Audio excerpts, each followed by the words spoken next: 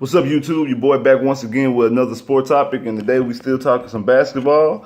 And Gordon Hayward has made his decision. He is going to be a Boston Celtic, and a lot of people are not surprised. We already knew this was going to happen. The Boston Celtics have had their names tied to a lot of people this offseason. Jimmy Butler, Paul George, even Anthony Davis in some talks. They've been name talked to a lot of people.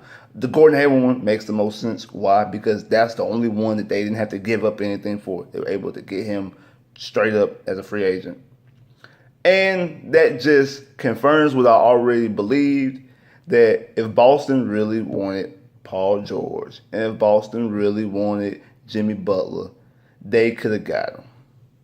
For what Chicago received from the Timberwolves to give up Butler, and what Indiana received from the Thunder to get Paul George, Boston could have gave up more and then some, just off of draft picks alone. This year in the draft, they had the third. Actually, at the beginning, they had the number 1 overall pick, but then they moved down to acquire some more picks. So we're just going to act like the move down did happen. And with that third pick, they could have gave up that third pick to Chicago. Chicago received the 7th pick and Zach LaVine.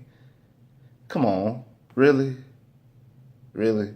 They would have took that third pick in the draft, and they could have gave up somebody else. They could have that third pick and could have gave up Crowder, or Boston. Could they could have gave up Bradley. They could have gave up a pick and something else to Chicago, shipped that on. Chicago would have the third pick. That's still that package right there is better than what they received from the Timberwolves. And then next year in the draft, they have Brooklyn's number 1 pick, which is going to be a top 5 pick because Brooklyn is going to be the worst team in basketball, if not the worst, the second worst. So it's going to be a top 5 pick somewhere in there. Then what they received from the 76ers to move back in this year's draft, they have a pick that's guaranteed to be a top 5 pick because it's 2 through 5 protected, which means if it's 2 through 5, it's going to go to Boston. If it's 1 or anything after 5, is going to go back to the 76ers. And if that's the case, then they get the following year's pick. So you're either going to get a top 5 pick this year, or you're going to get a first round draft. You're going to get a top 5 pick in the 2018 draft, or you're going to get a first round pick in the 2019 draft. Either way it go, you're going to be sitting good because you're sitting on multiple picks. Not to mention Boston has their own first round pick that they get anyway.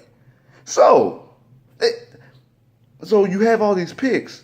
Indiana, when you take Brooklyn's first round pick and then another pick that's guaranteed to be a top 5 pick, then not to mention you have your own first round pick. There's a chance because if you give up Paul George and then Jeff Teague leaves and you losing all these players, so you're going to be a top worst team in the NBA too. So that means you're going to end up. There's a chance that you could have pick 1, 2, and 3. Or pick 1, 3, and 4. Like you may be able to have 3 of the top 5 picks in the draft on yourself. So why wouldn't you take that? You can easily rebuild.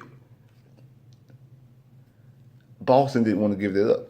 What Boston is doing is they want to get young players. Yeah, if a free agent wants to come, they take it because they do want to win now. Nobody wants to lose now. If you can win now, yeah, go ahead and win. But they're not going to go all out. They're not going to give up future assets just to put all their eggs in their basket today. They're not like Cleveland. Cleveland has to win now. Cleveland can't afford to think about the future because they have LeBron and they have to make sure they keep LeBron. Even though, in my opinion, I'm a person who, when I'm a fan of an organization. I'm not a fan of a player, even though I have favorite players. I'm not a fan of a player. I'm not I'm rocking with Cleveland just because LeBron's on Cleveland, and when LeBron leaves, I'm somewhere else wherever LeBron goes. So I'm not the type of fan. I'm an Orlando Magic fan because of Tracy McGrady, but I've been a Magic fan then, today, tomorrow, and next year. I'm always gonna be a Magic fan. So I want to do what's best for the organization, for the team. I got to think about. I'm gonna be a fan for 20 years from now. So I need my team to be good 20 years from now as well. So that's what Boston is thinking about. That's what Danny Ainge, the general manager, is thinking about. He doesn't want to give up everything just for today, because even if he does all that, that doesn't guarantee them winning today. Let me be good right now. I'm not gonna tank. I'm still gonna be good, but I'm gonna acquire these picks and I'm gonna build next year. Because I've seen Jason Tatum in summer league, and Jason Tatum is looking pretty good. So, and that's gonna be another video I'm gonna send y'all about the summer league, because I got some things to talk about that. But he wants to build then, build now, and also build in the future. Get these young players mixing this youth in with these older guys, so he can have a good 10-year stretch. That he doesn't have to have just a little 4-year stretch, and then when everybody gets older, everybody contracts get too high, everybody leave, and that's it. No more Celtics. We got to sit here and wait for a couple of years until we rebuild. No, he wants to be good now. He wants to consistently be good for the continuous, all the way for the future. Just keep being good for another 10 years. And that's what he's trying to do. And today, I know a lot of people, Boston Celtics fans are probably mad because we want to win right now. Of course, everybody wants to win right now today. But I understand exactly what he's doing. And I know a lot of people are laughing, making fun of him, saying, oh, he's just waiting for LeBron to leave the East or LeBron to retire. And yeah, pretty much is. But that way, he doesn't have to put all his eggs in his basket today. He can win right now, and they make it to the Eastern Conference Finals again and lose. That's good. It's that the people in Boston still have something to root for. They still have something to watch. They weren't watching bad basketball. They were able to watch good playoff basketball. And now they also have a future because they got all these young players. Because, like I said, there's a chance that they could have pick 1 and 2 next year, 1 and 2, or 1 and 3. That's what could end up happening. So, and then they might even still maneuver some picks then if they decide that, hey, because Michael Porter Jr. Maybe they don't want Michael Porter Jr. Maybe they decide, no, we got too many small forwards because they got a lot of small forwards. We'll move down and they might be able to acquire some more picks. You never know.